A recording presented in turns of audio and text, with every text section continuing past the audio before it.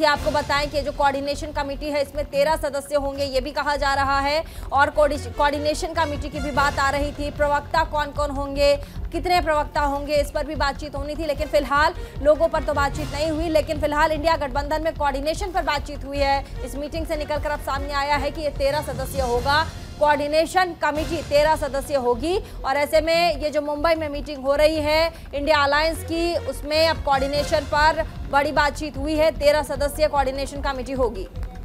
बिल्कुल, देखिए इसमें जो नाम है केसी वेणुगोपाल, शरद पवार, तेजस्वी यादव, अभिषेक बैनर्जी, राघव चड्ढा, हेमंत सोरेन इस कमेटी का हिस्सा होंगे। इसके अलावा संजय राउत, एमके स्टालिन और ललन सिंह को इस कमेटी का हिस्सा बनाया गया है। महबूबा मुफ्ती, डी राजा, उमर अब्दुल्ला इस कमेटी का हिस्सा होंगे। तो कोऑर्डिनेशन कमेटी INDIA गठबंधन ने बना लिया है। 13 लोगों को इसमें शामिल किया गया है। कमेटी में केसी वेणुगोपाल कांग्रेस से हैं, शरद पवार एनसीपी से, तेजस्वी यादव आरजेडी से, अभिषेक बैनर्जी टीएमसी से, राघव चड्ढा आम आदमी पार्टी से, संजय राउत शिवसेना से हैं जो कि उद्धव गुट है, MK Stalin, Mehbooba Mufti, D राजा, उमर अब्दुल्ला, ये नाम शामिल किए गए।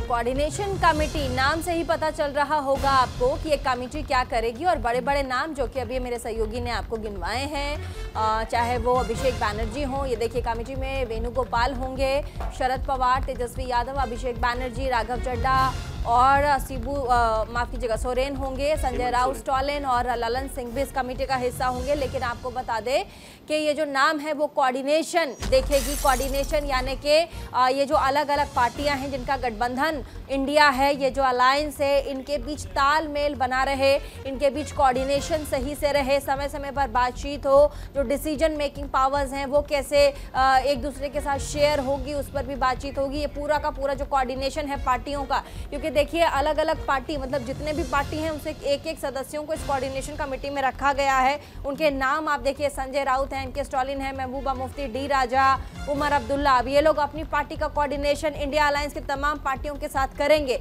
अब ये बहुत बड़ी बात है, 13 सदस्य ये जो कमेटी होगी। अब इतनी बड़ी पार्टी है, इसमें अलग अलग पार्टियों के बड़े बड़े चेहरे, वो अपने पार्टियों का जो कोऑर्डिनेशन है वो देखेंगे। और ये देखिए लिस्ट भी आ गई है, ये इंडिया अलायंस की तरफ से लिस्ट भी जारी कर दी गई है, जिसमें ये नामों की जो सूची है वो आप देख सकते हैं, 1 से लेकर 13 तक वो तमाम नाम जिसे हमने आपको बताए हैं। ये नाम अब कोऑर्डिनेशन इंडिया अलायंस की देखेगी। हालांकि बातचीत कई बड़े मुद्दों पर होना था, जिसमें लोगों को लेकर फैसला होना था, प्रवक्ता को लेकर होना था। शुभम पांडे इसी खबर पर हमारे साथ संवाददाता जुड़ गए हैं। शुभम, आप मुंबई में हैं और ऐसे में इस पर और भी ज्यादा जानकारी दीजिए। कई महत्वपूर्ण खबरों मुद्दों पर चर्चा होनी थी, लेकिन फिलहाल कोऑर्डिनेशन पर बात बनी है और 13 नाम निकलकर सामने आए हैं। जो लिस्ट अभी आपने हमें भेजी है वो 13 लिस्टों में ये तमाम लोग वो होंगे जो कोऑर्डिनेशन करेंगे अपनी पार्टियों का, इंडिया अलायंस यानी कि कांग्रेस पार्टी और तमाम एक दूसरे के जितनी पार्टियां हैं उनके साथ।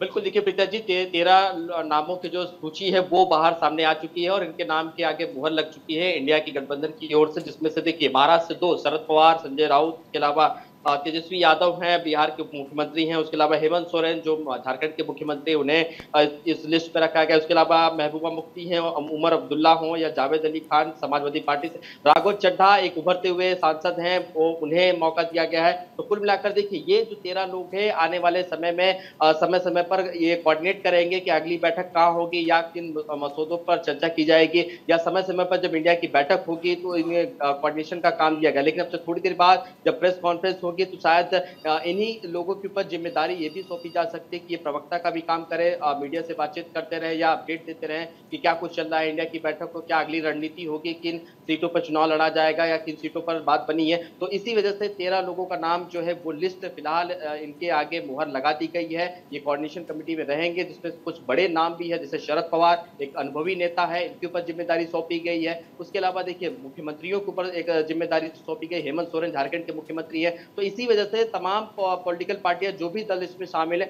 सभी को मौका दिया है, किसी को नाराजगी ना हो, इसी वजह से सभी लोगों का ध्यान भी रखा गया है कि आपकी पार्टी का एक कोई बड़ा नेता इस मीटिंग में शामिल हो रहा है। तो इसी वजह से ये चीजें ध्यान में रखते हुए ये लिस्ट जो है वो बनाई गई है। अब थोड़ी देर बाद देखिए जो जानकारी मिली है, देखिए इंडिया का लोगो तो अभी तक जारी नहीं हो पाया, उसके अलावा सीट फॉर्मूले को लेकर आज चर्चा होनी थी वो भी नहीं हो पाई। तो अब थोड़ी देर बाद जब प्रेस कॉन्फ्रेंस होगी तो उसमें चीजें स्पष्ट हो जाएगी कि आखिर आज की मीटिंग में कोऑर्डिनेशन के अलावा और किन चीजों पर चर्चा हुई है।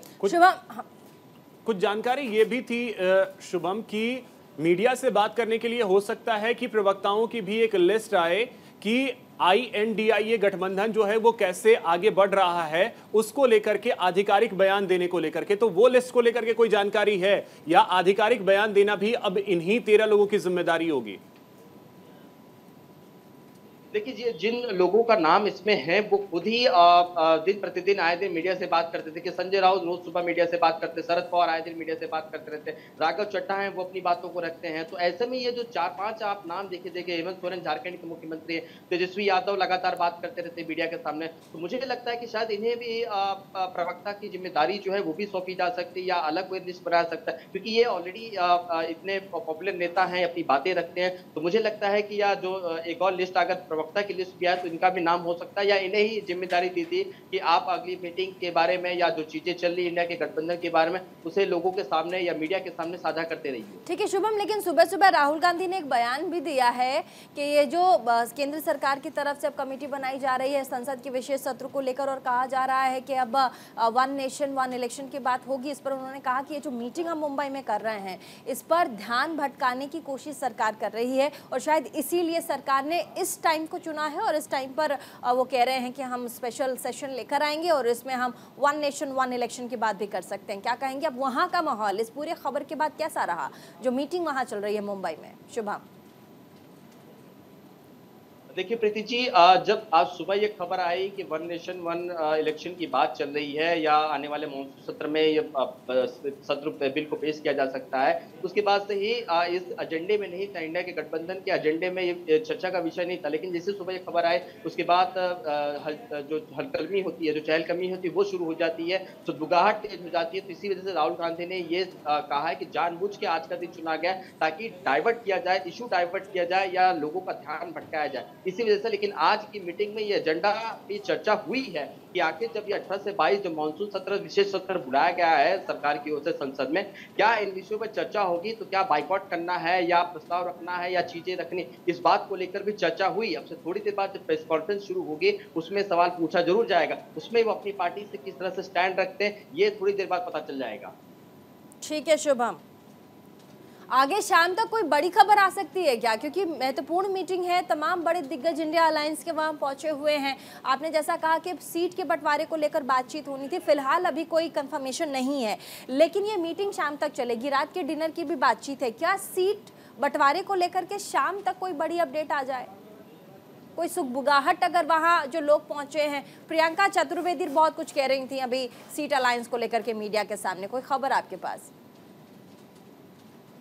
देखिए सीटों के बंटवारे को लेकर चर्चा होनी थी, लेकिन चर्चा वो नहीं हो पाई क्योंकि सुबह से ही 1 नेशन 1 इलेक्शन की बात जैसे खबर सामने आए उसके बाद उस पर चर्चा होने लगी, तो इशू डाइवर्ट कर दिया गया। शायद अगली मीटिंग में ये चर्चा जरूर उठाया जाएगा, लेकिन इसके अलावा इंडिया का लोगो लॉन्च होना था कल शाम में, 31 अगस्त को ही लॉन्च होना था, वो भी नहीं हो पाया। आज के दिन भी शायद जानकारी मिल रही है कि वो लोगो लॉन्च नहीं हो पाया। तो कहीं न कहीं आपसी जो मतभेद है उसे भुलाने की पहले यहाँ पर कोशिश की जा रही है, क्योंकि कुछ पार्टियां जो है इस पे आपत्ति जनाएं कि लोगों ठीक नहीं से बदला जाए, अट्रैक्टिव किया जाए, लोगों के दिल और दिमाग में बसना चाहिए। तो इसी वजह से लेकर जो चर्चा है कि फिलहाल इन चीजों को सॉर्ट आउट किया जाएगा, उसके बाद सीटों के बंटवारे को लेकर हर राज्य में कौन सी पॉलिटिकल पार्टी कितनी मजबूत है उसके आधार पर सीटों का बंटवारा किया जाता है। तो अभी मुझे लगता है कि थोड़ा सा इंतजार। एक और जल्दी से जवाब आपसे चाहेंगे, अगला शहर कौन सा होगा, इसको लेकर के कुछ जानकारी आपको अगर मिल पाई हो, आपके सूत्र ने अगर कुछ बताया हो कि पहले पटना, बेंगलुरु, मुंबई, अगला शहर कौन होगा? देखिए अभिषेक जी, अब तक जानकारी नहीं मिल पाई कि अगला शहर कौन सा होगा, लेकिन कुछ ही देर में शायद पता चल जाएगा कि अगला शहर कौन होगा, क्योंकि सारे बड़े नेता जो है इस वक्त एक बंद कमरे में मीटिंग चल रही है अंदर से, होटल के बाहर अंदर वो मीडिया को अलाउड नहीं किया गया है। तो इस वजह से शायद थोड़ा वक्त का इंतजार करना पड़ा है कि अगली मीटिंग किस महीने में। अब तो मीटिंग जो है वो अक्टूबर में ही कयास लगाए जा रहे कि हो सकती है, तो किस शहर में होगी ये सबसे बड़ा सवाल है। लेकिन थोड़ी देर बाद तस्वीर साफ हो जाएगी कि अगली मीटिंग किस शहर में होनी है। चलिए, बहुत शुक्रिया शुभम आपका तमाम जानकारी के लिए।